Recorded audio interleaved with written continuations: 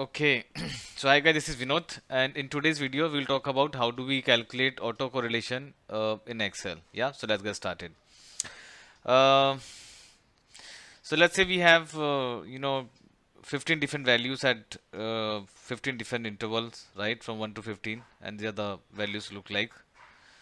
And if you need to calculate the autocorrelation, right? So let's understand what is autocorrelation is. What is autocorrelation is. So let's say you have a time series, correct? You have a time series, and then you have a lagged version of the same time series, right? So you have a time series, and you have a lagged version of itself, right, of the same time series.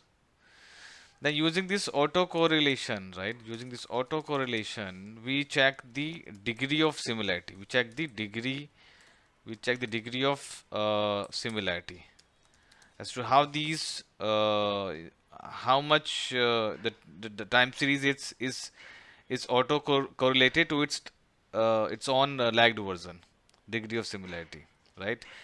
And by definition, it says the more closer you are to the positive value of 1, right, the more you are positively correlated, positively auto correlated. That's how it is. It says, and the more closer you are to the negative value of 1, then you are negatively correlated, negatively autocorrelated.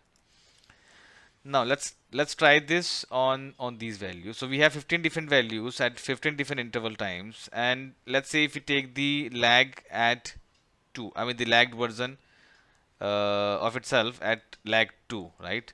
So this is the formula in Excel to calculate the autocorrelation value, the degree of similarity, where the use the sum product of the values from B2 to B14 because we have taken lag 2, and then we take the average of the all the values from B2 to B16, and then again B4 to B16 minus the average from B to B16, divide by the count of values from B2 to B16, and then divide by the variations from B2 to B16. So that's the formula, the standard formula for calculating the autocorrelation. So once we apply this, we get the value 0.65, right? You see this value is more closer to, somewhat closer to +1. So at lag 2 it's positively correlated, and now if we apply the same techniques at lag 3 we get 0.49, right? So it means the value, the degree of similarity is decreasing, right?